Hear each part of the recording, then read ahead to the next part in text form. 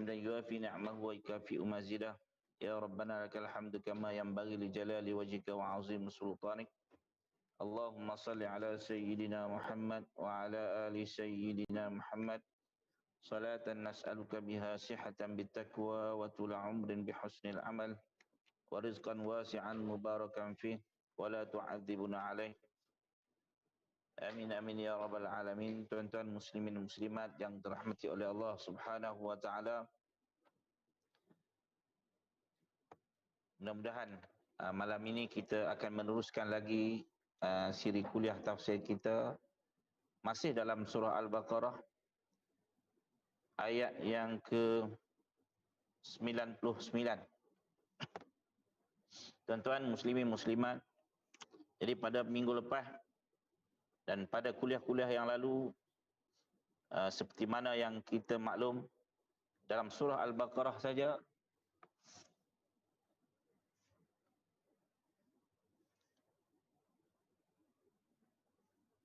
Allah di peringkat awal surah Al-Baqarah Allah menceritakan berkaitan dengan 3 golongan. Yang pertama golongan mukmin, golongan kafir, kemudian golongan munafik. Kemudian dalam surah Al-Baqarah juga Allah nak cerita tentang khalifah di muka dunia dengan bermulanya dengan Nabi Adam. Kemudian cerita kelompok yang kedua, yakni Bani Israel, dan kelompok yang ketiga adalah berkaitan dengan Nabi Ibrahim. Kemudian kita masih lagi dalam peringkat berkaitan dengan orang Yahudi, Bani Israel, yang mana kegagalan Bani Israel meletakkan apa yang diperintah oleh Allah Subhanahu wa taala. Semua tu sebenarnya berkaitan dengan hati. Seperti mana yang kita baca hadis pada minggu-minggu yang lalu, hati ini umpama hamparan kal hasir, udan yang dianyam. Maka kalau kita letak dia menerima fitnah, maka hitamlah hati kita. Kalau dia tidak menerima fitnah, maka putihlah. Semuanya berkaitan hati. Jadi masalah orang Yahudi ini sebenarnya adalah masalah berkaitan dengan tak boleh terima orang lebih daripada mereka. Kemudian pada minggu lepas kita cerita juga orang Yahudi ini bukan setakat dengan manusia, bahkan dengan malaikat pun dia pemusuh. Musuh seperti mana hadis yang panjang yang kita baca yang berkaitan dengan orang Yahudi datang berjumpa dengan Nabi SAW. Kemudian tanya Nabi berapa masalah. Yang pertama, adakah akhbirna an alamatin nabi, tanda-tanda kenabian. Qala tanamu ainahu wala yanamu qalbah. Nabi dah habaq. Mata Nabi berjaga, mata tidur tapi hati berjaga. Dan tanya lagi, qala akhbirna kaifa tu'annithul mar'atu wa kaifa yudhkir ar-rajul. Bagaimana nak kenal lelaki ataupun perempuan bagi orang perempuan yang mengandung dan sebagainya. Habis hadis yang panjang kita membicarakan persoalan berkaitan dengan orang-orang Yahudi. Akhirnya mereka tetap menolak. Dengan alasan bahawa Jibril musuh mereka. Itu saja. Cuma saya nak perbetul hadis yang saya baca pada minggu lepas. Saya kata diriwayat oleh Imam Ibn Hajar Haytami, sebenarnya Nuruddin Haytami. Khilaf dia terlupa sikit yang tu. Dalam Majma' Zawaid, Nuruddin Haytami. Juga diriwayatkan oleh Imam Ahmad di dalam musnadnya. Jadi tuan-tuan dan puan muslim muslimat, pada malam ini kita nak bincang lagi berkaitan dengan orang Yahudi. Depa tak boleh buat apa. Depa nak menuduh Jibril tak boleh, Allah turunkan ayat bantah depa. Depa nak kata kepada Nabi Muhammad, nak menolak sebab nak tolak Nabi Muhammad, tak boleh. Nabi Muhammad memang dikenali dengan akhlak yang sangat mulia. Tak ada habuan dia nak mencelah tentang peribadi Nabi. Kemudian pada malam ni dia nak buat apa pula? Dia cuba untuk menolak Quran. Sampai ke tahap tu. Kita tengok apa yang Allah kata kepada mereka. Maka dalam ayat yang 99, A'udzubillahi minasyaitanirrajim, walaqad anzalna ilaika ayatin bayyinat wama yakfuru biha illal fasiqun. Nah, ayat 99. Dan sesungguhnya kami telah menurunkan kepada kamu wahai Muhammad ayat keterangan yang jelas, yang nyata, yakni Al-Quran, dan tidak ada yang akan mengingkarinya melainkan orang-orang yang fasik. Nah, orang-orang yang tak taat kepada Allah Subhanahu Wa Taala, mereka sahaja yang akan mengingkari apa yang diturunkan kepada Nabi sallallahu alaihi wasallam. Jadi tuan-tuan dan puan-puan, depa cuba nak pertikai Nabi sallallahu alaihi wasallam. Jadi dalam satu riwayat berkaitan dengan ayat ini, kata Ibnu Abbas, dia kata ayat ini merupakan nak menjawab pertanyaan atau pertuduhan atau sangkaan orang Yahudi, yang mana seorang Yahudi yang bernama dengan Ibnu Suriyah, Yahudi pendeta mereka, ketika mana dia bertanya kepada Nabi dan Nabi berdakwah kepada mereka, dia kata apa? Ibnu Suriyah kata, ya Muhammad, wahai Muhammad, ma ji'tana bi syai'in na'rifuh, kamu tak mendatangkan apa-apa kepada kami yang boleh kami kenal, yang kami kenali.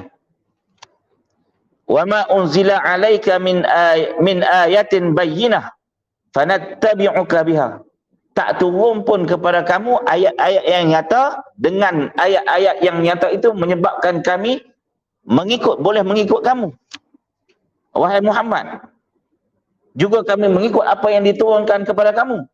Maka Allah turunkan ayat ini. Nah, depa kata Quran tak turun pun kepada Nabi Muhammad, ataupun dalam Quran tu tak cerita apa pun. Depa nak engkar. Maka Allah turunkan ayat ini membatalkan segala tuhmahan depa. Maka kata ulama ayatin bayyinat, ayat yang nyata ini adalah alamat-alamat yang terang, menunjuk, membuktikan kenabian Nabi Muhammad sallallahu alaihi wasallam. Jadi yang ayat yang ni depa sebenarnya dah Jibril depa tak boleh jawab dah. Nabi Muhammad depa tak boleh pertikai. Depa datang untuk pertikai Al-Quran, maka Allah turunkan ayat ini. Itulah tabiat orang Yahudi. Depa nak pertikai wahyu, depa nak pertikai wahyu, penurun wahyu, orang yang terima wahyu. Berdolak dalih. Itu adalah fi'al orang Yahudi. Jadi dalam ayat ni Allah menggunakan wa anzalna ilaika. Kalau dalam bahasa Melayu ni dia kata ayat aktif. Cakap macam kita cakap berdepan lah. Jadi menunjukkan kemesraan. Tapi kalau kita tengok ke dalam ayat yang ke-101 tu, Allah menggunakan minalladina utul kitab, diturunkan, menggunakan ayat pasif, diturunkan. Mana Allah menjauhkan, Allah tak mesra dah dengan orang-orang Yahudi. Dengan Nabi Allah kata anzalna, seolah mesra, cakap berdepan. Macam kita lah, kalau cakap berdepan dengan orang ni, cakap tu tak nampak mesra sikit. Tapi kalau orang tu cakap, tengok beralih kot lain, kita rasa macam dia ni. Macam tu lah. Itu di segi penggunaan ayat. Jadi tuan-tuan dan puan-puan, ayat yang ke-100, awa kullama ahadu ahdan nabadahu fariqam minhum bal aktsaruhum la yu'minun. Patutkah mereka ingkari ayat-ayat keterangan itu, dan patutkah tiap-tiap kali mereka mengikat perjanjian setia dibuang dan dicabuli oleh segolongan dari mereka, bahkan kebanyakan mereka tidak beriman. Setiap kali, ulama kata setiap kali mereka buat perjanjian dengan Allah, mereka cabul. Mereka buat perjanjian dengan Allah, mereka engkar. Mereka buat perjanjian dengan Allah, mereka tinggal gitu saja. Bila kita tengok dulu, waktunya selepas mereka berjaya melintas daripada Laut Merah, Apa yang mereka buat? Banyak kali bertabuat buat pula, buat janji buat pula. Nah, setiap kali buat janji, mereka lah orang yang mengingkari janji yang dibuat dengan Allah Subhanahu wa taala. Jadi tuan-tuan muslimin muslimat yang dirahmati oleh Allah Subhanahu wa taala, kata para ulama dalam riwayat, dia kata ketika Nabi diutuskan dan Nabi memberi tazkirah, memberi dakwah kepada orang-orang Yahudi, memperingatkan mereka tentang perjanjian yang telah mereka lakukan dengan Allah Subhanahu wa taala, dengan apa yang ada dalam Taurat untuk beriman kepada Nabi Muhammad sallallahu alaihi wasallam. Maka lalu datang seorang pendeta Yahudi yang bernama Malik bin Saif. Malik bin Saif ini dia kata, wallahi ma ahida ilaina fi Muhammad, demi Allah kami tak pernah buat apa-apa perjanjian berkaitan dengan Muhammad. Wala akhadha alaina mitsaq, maka kami tak pernah buat apa-apa perjanjian dengan Allah.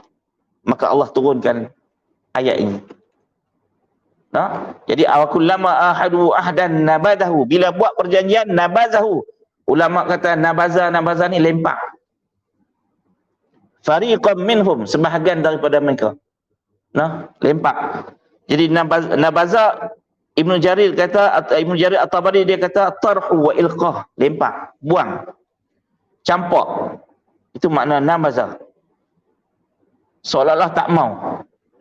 Tak mau. Fariqam minhum, sebahagian daripada mereka. Kata Imam Baydawi, apa sebab Allah kata sebahagian? Sebab ada sebahagian lagi beriman. Contoh macam mana yang beriman? Macam Abdullah bin Salam. Abdullah bin Salam, seorang sahabat Nabi yang masuk Islam. Dia asalnya dia pun bertanya kepada Nabi SAW banyak tentang Islam. Dan dia ni orang yang baik. Bapak dia pun ahbar, orang yang baik. Dikenali dengan orang Yahudi, kalangan orang Yahudi ni orang yang baik-baik. Macam kita lah. Pak imam, anak tu imam. Jadi terkenal dengan keluarga yang baik. Jadi dia nama asal dia nama Husain. Bila main masuk Islam dengan Nabi SAW, Nabi tukar dia terus nama Abdullah. Jadi ulama-ulama pun macam tu. Kalau kita orang Melayu ni pergi dekat dia, dia tanya nama apa? Kita orang Melayu kan nama pelik-pelik. Jadi ulama kata, kita tukar nama sikit lah. Ramai kawan-kawan saya macam tu. Pergi kepada ulama Azhar ke apa semua, dia tengok nama lain, dia tukar lah. Jadi Nur ke, jadi Muhammad ke. Jadi Nabi tukar nama dia, nama Abdullah bin Salam. Dia daripada Bani Qainuqa. Dan antara orang yang disaksikan masuk syurga oleh baginda Nabi SAW. Amat disanjung. Selepas dia masuk Islam, maka dia berkata kepada Nabi, jangan bagi tahu siapa-siapa lagi. Dia masuk Islam, anak dia masuk Islam, isteri dia masuk Islam. Kemudian dia berpakat dengan Nabi nak tengok macam mana gaya orang Yahudi ni nak terima ataupun tidak. Dia pun datang berjumpa dengan Nabi SAW, berbahan, Nabi pun habaq hujah-hujah Islam macam ni. Kemudian dia pun tak terima juga. Last sekali Nabi kata, apa pandangan kamu tentang Ibnu Salam, anak Abdullah bin Salam ni, Husain bin Salam ni? Dia ni memang baik, pak dia baik, semua keturunan baik, memang bagus. Kamu tahu tak kalau dia masuk Islam macam mana? Dia pun kata tak mungkin. Dia pun menafikan. Kemudian Abdullah bin Salam, setengah riwayat kata, dia keluar daripada tempat dia duduk di belakang tabir. Sekian-sekian, terus orang Yahudi kata, dia ni memang celaka, anak celaka. Terus kata kat dia, pak dia buruk, dia pun buruk, keturunan dia semua buruk. Nampak tak orang Yahudi? Dia pun tak boleh terima hakikat bahawa Nabi yang diturunkan ini adalah Nabi akhir zaman, dan daripada kalangan bangsa Arab, bukan bangsa Yahudi. Dia pun tak boleh terima. Itu cerita berkaitan dengan Abdullah bin Salam. Tak termasuk dalam golongan ni, sebab dia masuk dalam golongan orang-orang yang beriman. Seperti mana kata Imam Al-Baydawi. Dia pun lempak tu nabaza. Baik tu ulama kata lagi nabis. Tahu tak nabis? Tahu tak? Nak masuk bulan puasa ni, tak tahu nabis. Nabis tu ayak yang direndam buah kurma ataupun zabib. Zabib ni kismis. Rendam, jangan rendam lama sangat, mabuk. Dia semalam ya. Rendam, minum ayak tu. Maka dia dipanggil Nabi. Sebab apa? Dicampak kurma ataupun zabib dalam ayak tu dan diminum ayak tu. Itu panggil Nabi juga. Nah? Dan Nabi tu bukan tuak.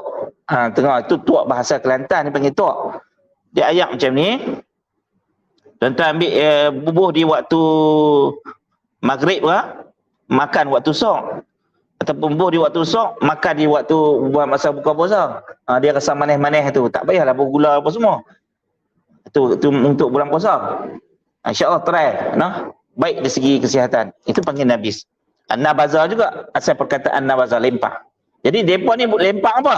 Mereka lempah terus perjanjian yang mereka buat dengan Allah Subhanahu Wa Taala. Itu sifat orang Israel, orang Yahudi, Bani Israel.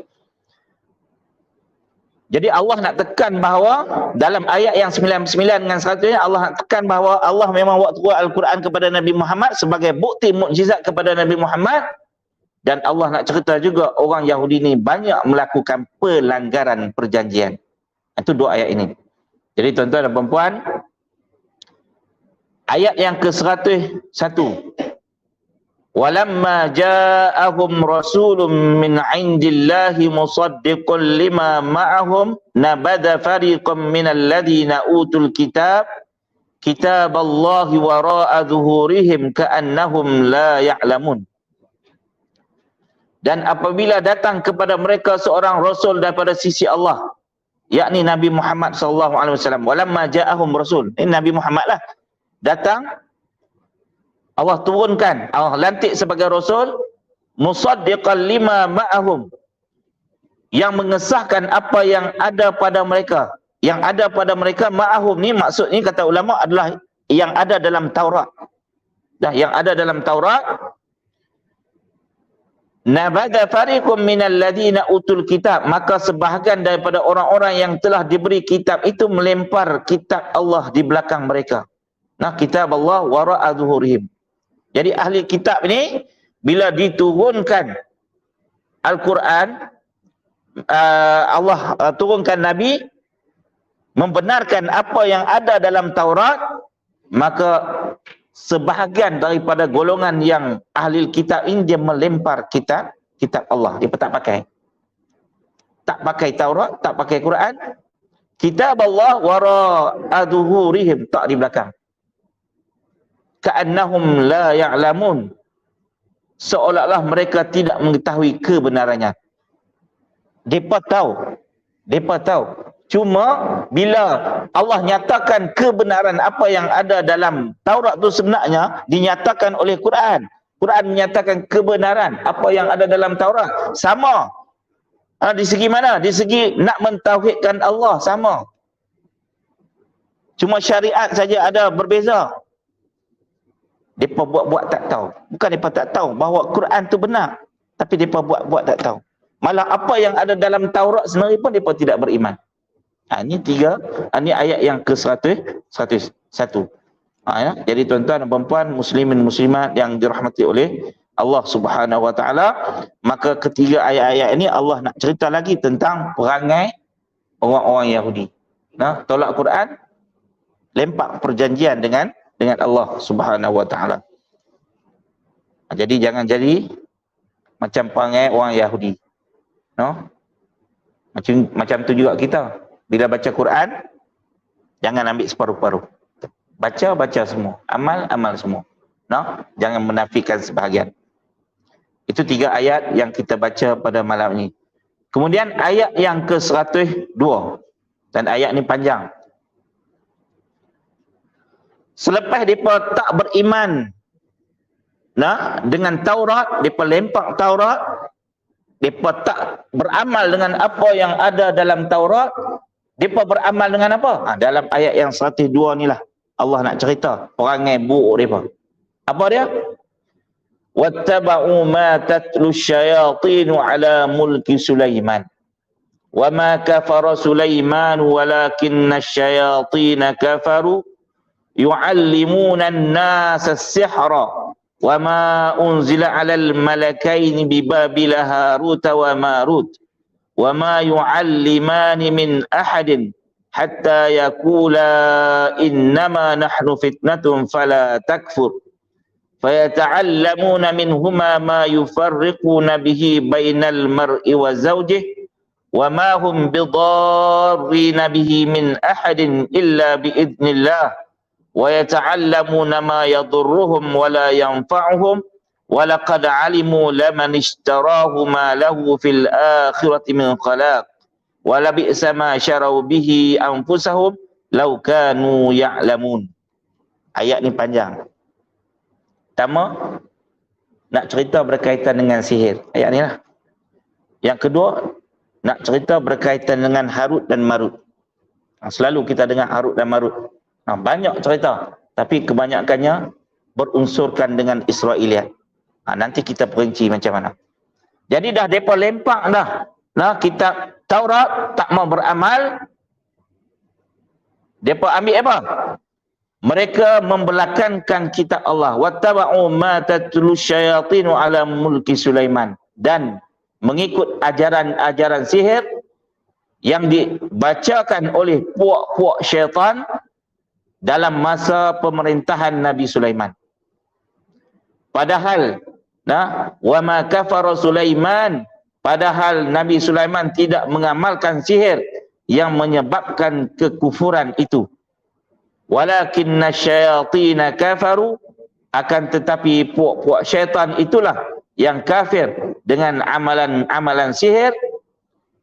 Yu'allimuna an-nasa as-sihra, kerana mereka lah yang mengajarkan manusia ilmu sihir.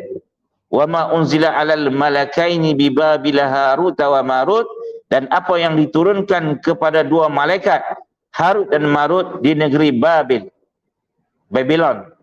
Sedang mereka berdua tidak mengajar. Fala takfur fayata'allamuna minhuma ma yufarriqu bainal mar'i wa zawjihi. Sedang mereka berdua tidak mengajar seorang pun, melainkan setelah mereka menasihatkan dengan berkata, sesungguhnya kami hanyalah cubaan untuk menguji imanmu. Sebab itu janganlah engkau menjadi kafir dengan mempelajarinya. Dalam pada itu ada juga orang-orang yang mempelajari dari mereka berdua akan ilmu sihir yang boleh menceraikan antara seorang suami dan istrinya.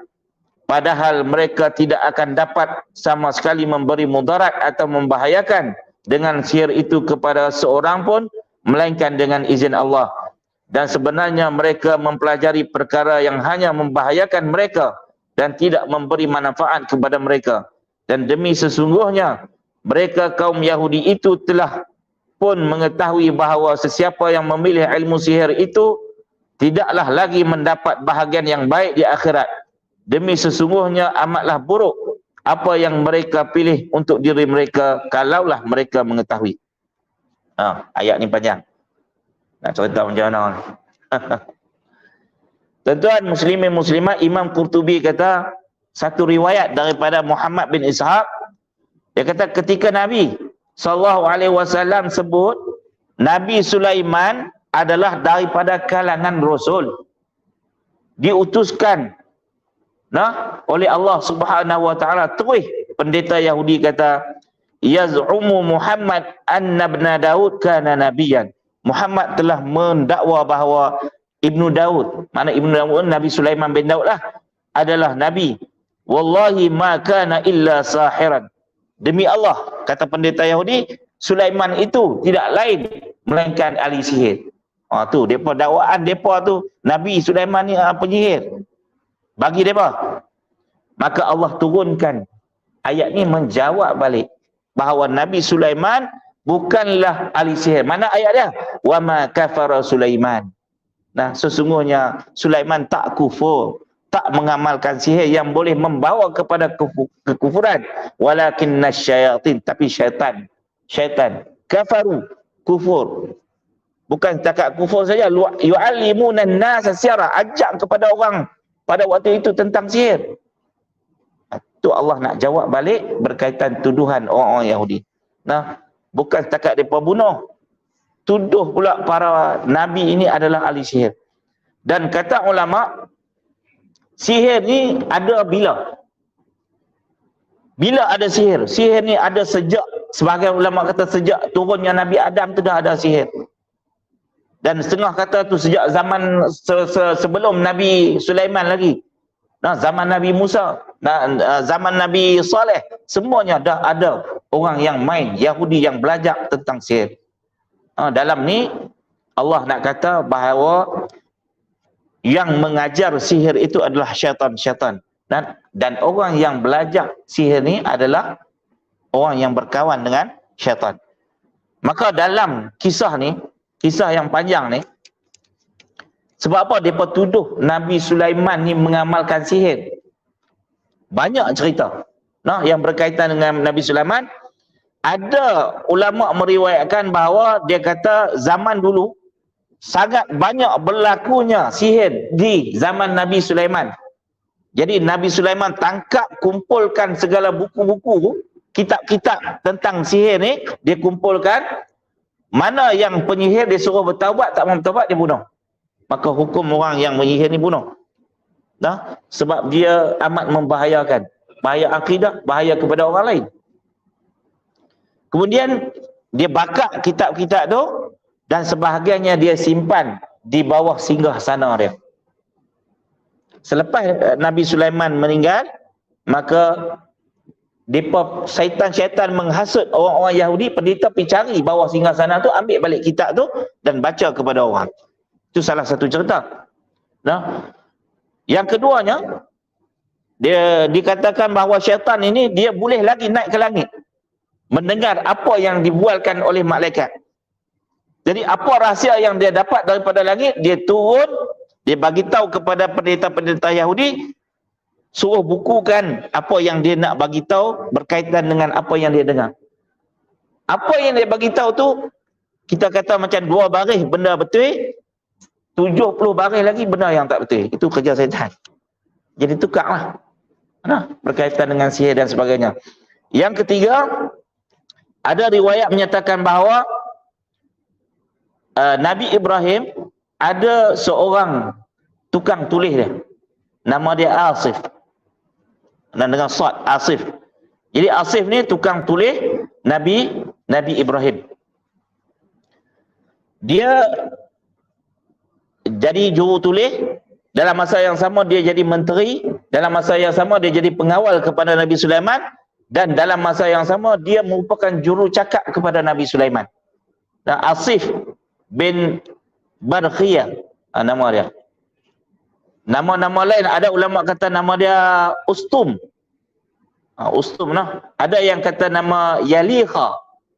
Ada yang kata nama Natura. Ada yang kata nama Asafa. Ada yang kata nama Barqiyah. Ada yang kata nama bin Yahu, bukan apa nama? Yang Israel punya tu, bin Yahu. Ada yang kata nama bin Yahu. Jadi dia adalah tukang tulis. Apa yang dia tulis, Nabi Sulaiman perintah semua dia tulis. Bila tulis, lalu Nabi Sulaiman letak di bawah kursinya, singgasana dia. Bila letak di singgasana, kemudian syaitan menyamak.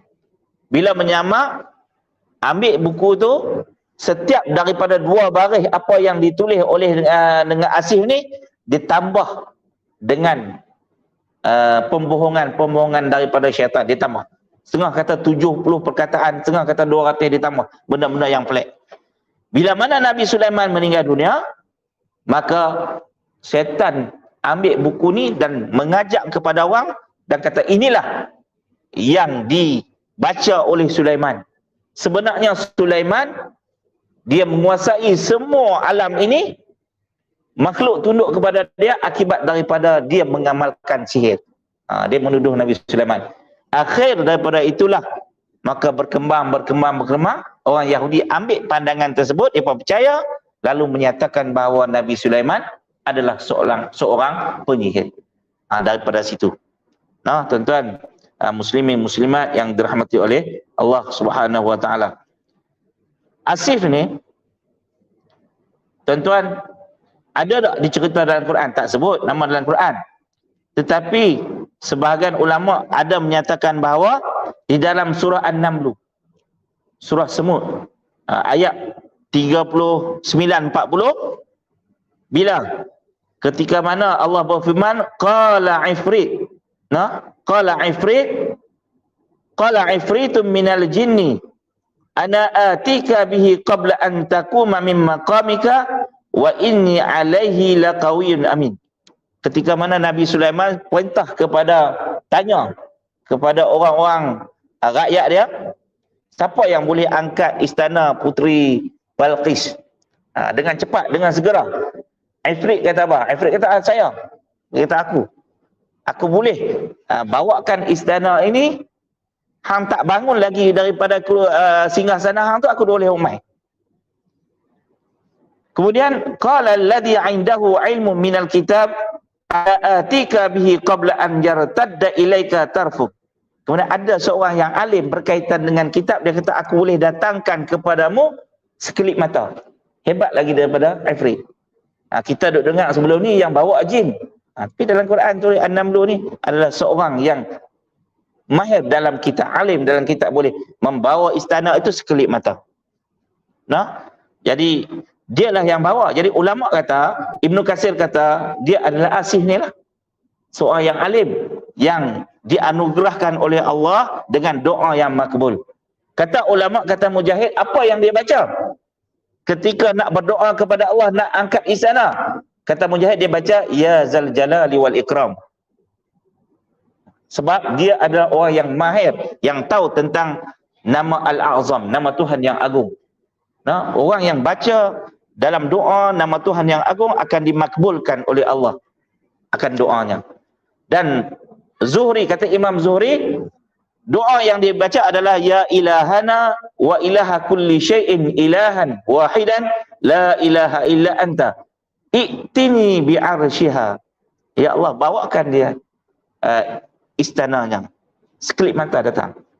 Itu doa yang dibaca oleh Asih, yang diceritakan oleh Allah di dalam surah An-Naml.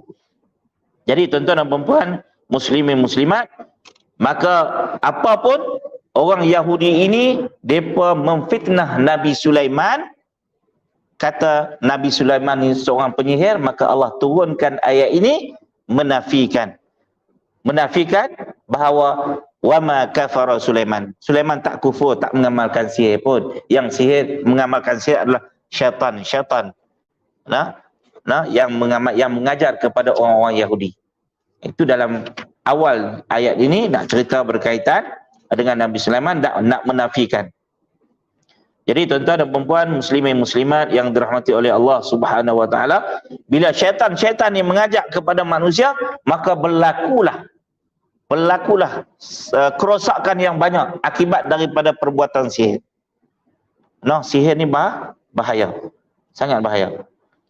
Kemudian wama unzila 'alal malakaini bi Babil Harut wa Marut. Malakain, setengah ulama baca malikain. Baca malikain. Malakain, dua malaikat. Malikain, jadi dua raja. Babila, Babylon. Babylon ini adalah satu nama tempat yang berada di Iraq. Tamadun Babylon ini sangat dahsyat. Dan pada waktu itu terkenal banyak berlakunya sihir menyihir ini di Babylon lah. Sehingga kan Allah turunkan Harut dan Marut untuk menyelesaikan masalah di tempat tersebut.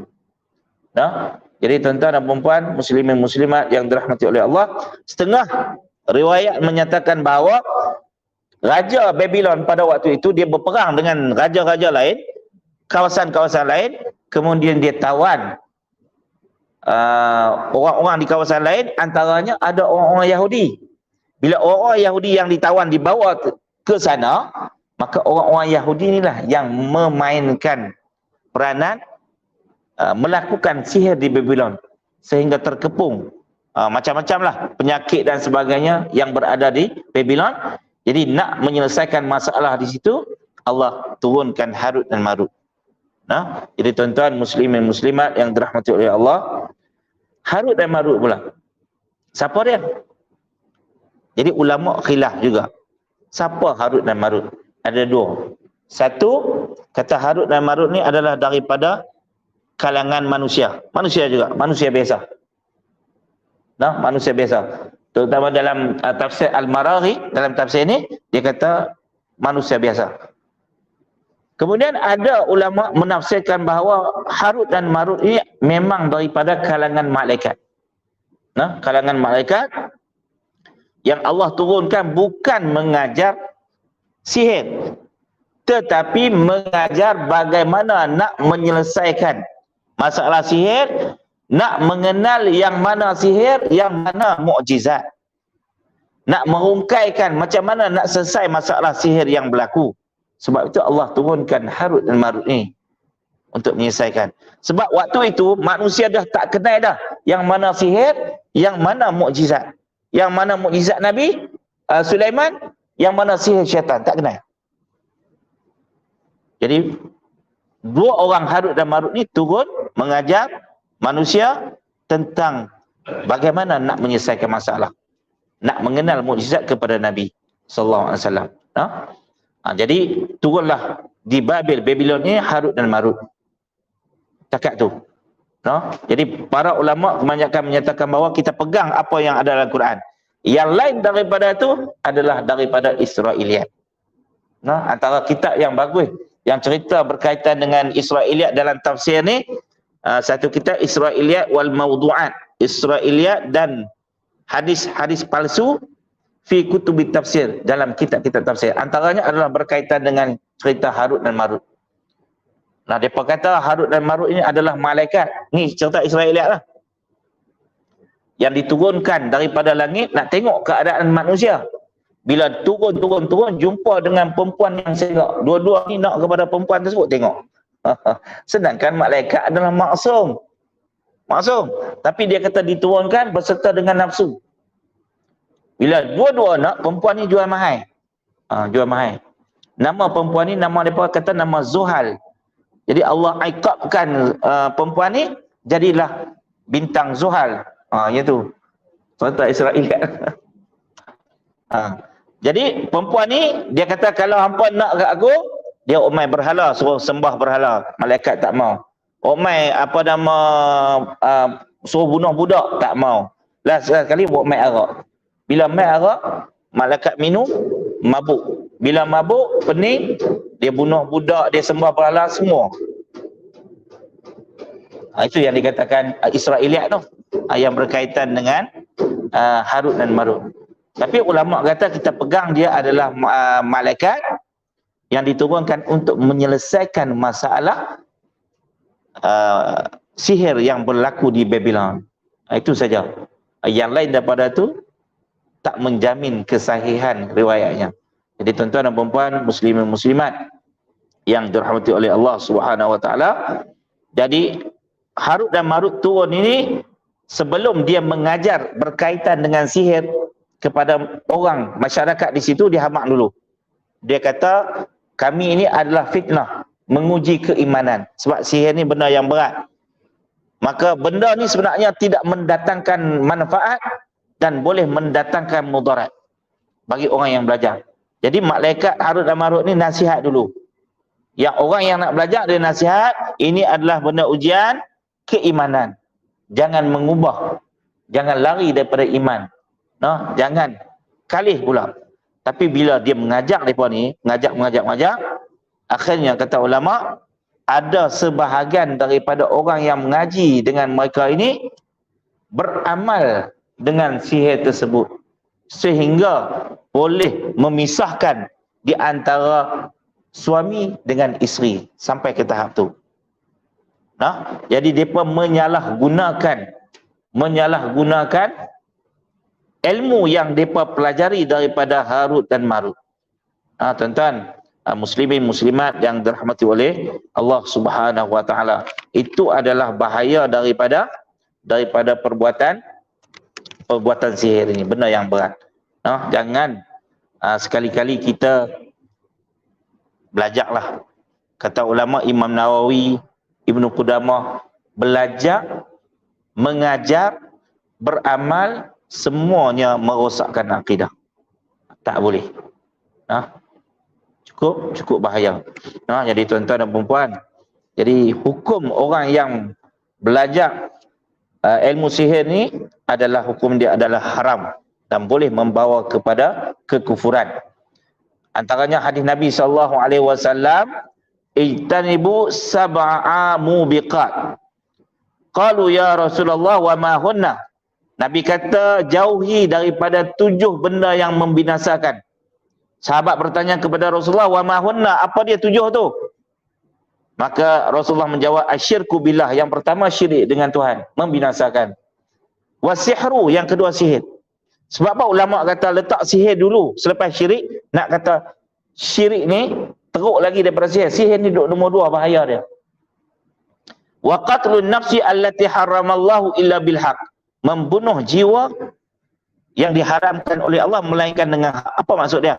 Kita tak boleh bunuh sebarangan orang melainkan dalam berjihad. Kita tak boleh bunuh sebarangan orang melainkan benda yang telah diperintah oleh Allah. Macam mana? Macam orang yang merompok, orang yang berkahwin tapi berzina, itu dihalalkan.